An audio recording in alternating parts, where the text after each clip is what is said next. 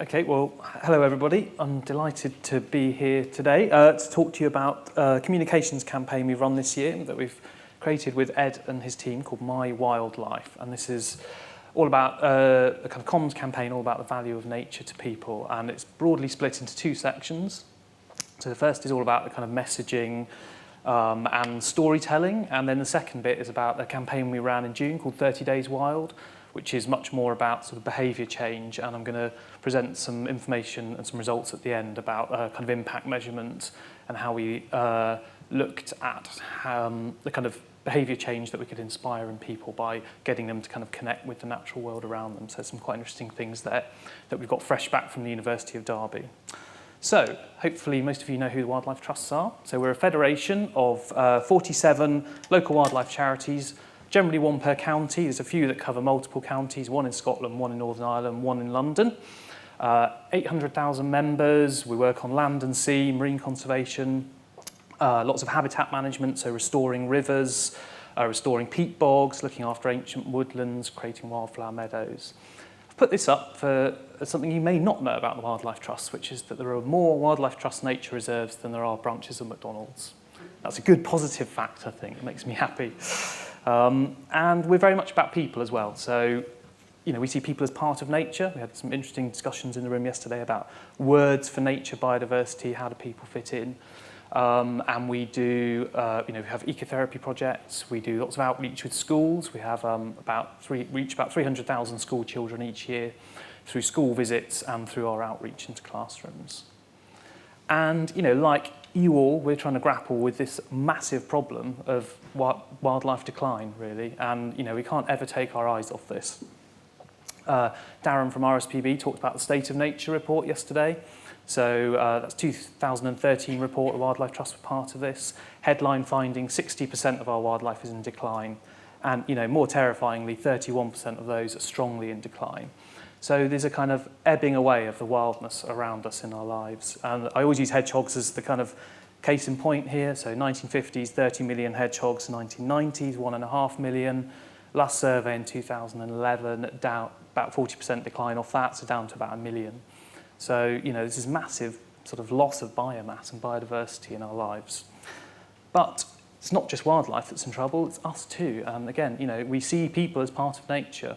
So 1 in 4 of us will suffer from a mental health problem at some point in our life. There is, increasing trends in obesity, heart disease, social isolation among the elderly as communities, families fragment. 1 in 10 children regularly play in wild places, and there are some statistics from the ONS around, I think it's about 10% of children suffer from a mental health problem, 4% of those are related to anxiety and depression. You know, the parent, that is just shocking stuff. And, you know, one of the things we've been trying to get our head around as an organisation is how we link what's going on in the natural world with what's going on in society and in people's lives. And that's really got a lot of this where this campaign's come from. So, you know, we're trying to take this spiral of doom, of disconnected people, over-exploiting the natural world, creating an unhealthy natural environment. This is a degraded peat bog from the north of England, spewing out carbon dioxide. And really want to place it with the circle of life when we get down to it. You know, that's what we're after, is kind of connected people, caring for their natural environment, doing things for nature, valuing it. And this is really our kind of jumping off point for the work we've done with Futerra. You know, we do a lot of work. We have kind of dive surveys, we manage nature reserves, we work with schools, all of that kind of stuff. But when we took a step back, what we wanted to have a focus on was looking at how we kind of get across this idea of valuing nature. You know, how can we do more on that, and how could we design a kind of concerted comms campaign to start tackling that issue, building it into our work. So that's what I'm going to go forward and talk about now.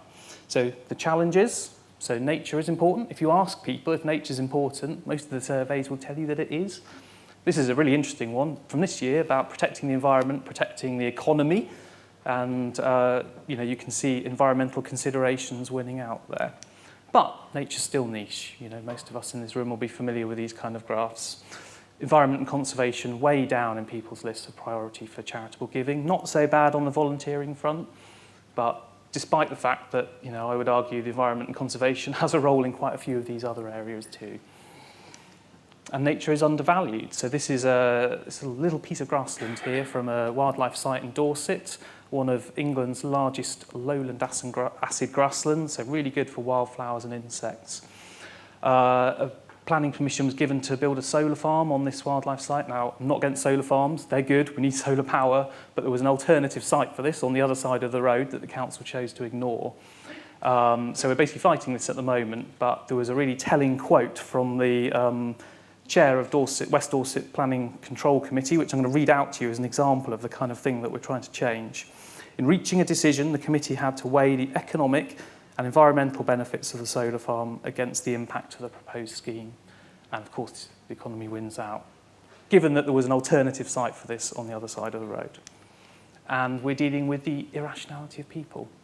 Traditionally, we're over here, we try and talk to people in facts, we tell them why they need the natural world, but people don't make decisions with Vulcan-like precision. We're more over in the Homer camp. We're animals. We're driven by our gut instinct and our id and our emotions. And emotions are what we've tried to use quite a lot of in this new campaign. And for me, working in a federation, so I work in the UK office. We've got all of our wildlife trusts out around the country. So 98% of our budgets and our people are out around the UK, and then there's little old me in the middle with a kind of fairly small comms team. So how can we orchestrate centrally and then sort of deliver nationally? So we teamed up with Futerra to basically take this core idea of a campaign about the value of nature to people. So our goals, as we identified them at the beginning, about experiencing nature, valuing it more highly, advocating, influencing, and acting for nature. And then there's a kind of secondary one of our own need to basically increase a bit more awareness for what wildlife trusts do. So, it's gone a bit odd, but that's an audience slide there, and this is really a mashup of data from a few different sources, which is saying people who have the attitudes and value to act for nature, people who are in the right place in their life, and then people who are interested in the environment and care about it. And I've seen a similar slides at similar conferences from RSPB, from Friends of the Earth, from National Trust, and they all seem to identify this kind of group of people. And we talked about yesterday a bit about the scale of ambition. And for me, this is the starting place for that. And that's, we're not anywhere near this at the moment, but these people should be on our side and they should be doing stuff for us. So I'm now just going to talk a bit about the messaging for the campaign. So I thought it'd be quite interesting to share this, a room full of comms practitioners.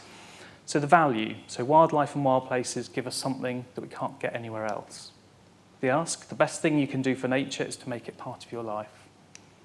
Proposition, all our lives are better with more wildlife. And our kind of externally facing strapline for the campaign was all our lives are better if they're a bit wild. So the campaign is a platform for Wildlife Trust members to show and express the value of nature to them. So the name, My Wild Life. So interesting, when we presented this, there were a couple of people who said, what?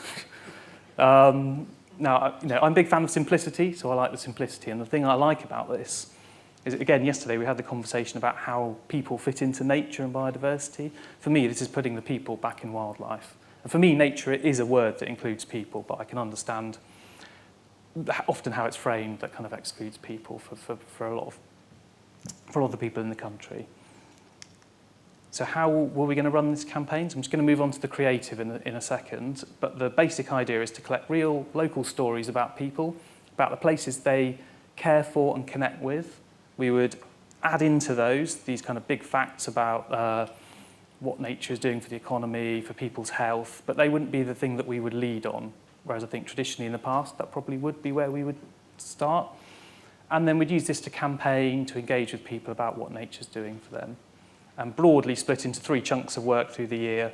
So launching in March, running our engagement campaign in June, and then we're just in the middle of doing a kind of what I would call a sort of themed activation. So picking a certain area, in this case it's kind of children and the outdoors, and running the campaign through that. So, just going to quick drink. So this is one of our pieces of creative. I'm going to show you quite a few. This is Simone Durham. So after undergoing brain surgery, Simone suffered from severe headaches, was worried that she'd find volunteering with Durham Wildlife Trust too strenuous. In fact, she has found that the fresh air soothes her aches, helping her to feel happy and healthy again. Wild places encourage our minds and bodies to recover from illness.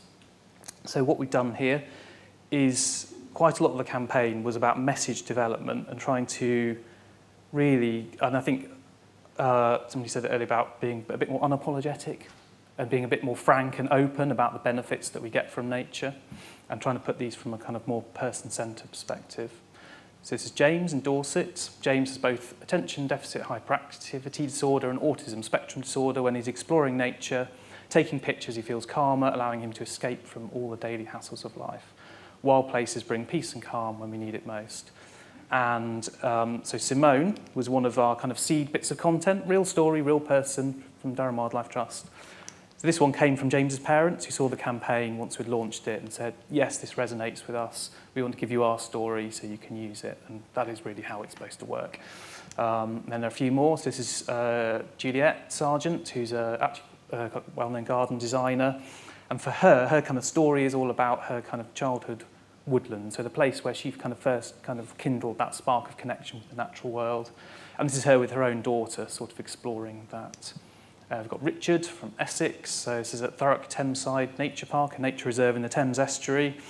And Richard comes here to basically get away from the hustle and bustle, and he talked to us about the way this place helped him get over the death of his wife. So it's about how kind of nature and peace and quiet in the natural world helps people deal with bereavement. Dominic from Nottinghamshire. So Dominic is a member of staff for the Wildlife Trust, who runs an ecotherapy project where horticulture and kind of conservation activities are used as part of the rehabilitation process for people with mental health conditions. And, our big message there, wild places bring communities together. So then we can start to kind of bring all these different stories together, and you kind of get this sort of multi-dimensional view of how nature is kind of affecting all these people's lives. So the anatomy of the kind of creative, so we have a headline, so what nature means to that person. Strapline, my wildlife. Subject and location, so no models, always named person, named real location, and ideally their age. We've used age in quite a lot of these. Some body copy about the story, and then a call to action.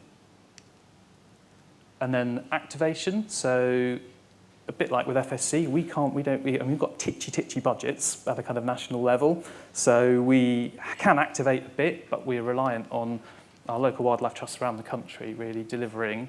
So this is just showing some Dorset Wildlife Trust activation, so it's very much about having a framework that can be localised and delivered. So it can be activated in social media, and we did some little films, some little kind of 10, 15-second snapshots, some activations now from Surrey, from Warwickshire, from Cornwall, from Herts and Middlesex. This is Jack Johns, quite a well-known surfer. We have used a few celebrities, but it is celebrity light. Most of this is about real people, real places. We've used people like David Attenborough, Helen Glover, the Olympic rower, talking about how kind of nature matters to them, but they haven't had any special treatment. They're kind of alongside everybody else. And then we have our nuns from Sussex. And I think this is a good example of where we've actually been able to use things like humour a little bit, which is pretty much absent from our comms work before this, despite our best efforts probably. And yeah, they got in the local paper, and that's cool. And here's a couple more activations. So we don't do a great deal of this kind of advertising, but it's given us a way to do a bit. So this is a bus stop from Cornwall. This is Kurt Jackson, well-known Cornish artist. There's these amazing paintings of the kind of wild nature on the Cornish coastline. That's in a Brighton station and a publication in Dorset. And then we've obviously done lots of social media activity, and we got this tweet early on the first day we launched. Someone with Asperger's being in contact with wildlife means feeling connected to the world and provides respite. And these were the kind of stories and the kind of conversations that we wanted to start having and that we really felt that we weren't having before. So just a few reflections then on the kind of changes for us before I go into the 30 Days Wild stuff. So I think it's very much about taking a person-centred and benefit-led approach to kind of nature comms. It's very much about us trying to use storytelling, localism, and letting people do the communication. So people's own words, really. And I think that has actually been the one big change for us, and it's kind of given us a means to communicate about nature in a different way. And as an organisation, it's given us a united voice and narrative on a really key issue. So We've collected so far about 4,000 stories, so about 500 to 600 of those are via the website and the rest are via social media. But it's fairly early days. You know, we've only been running this really since March.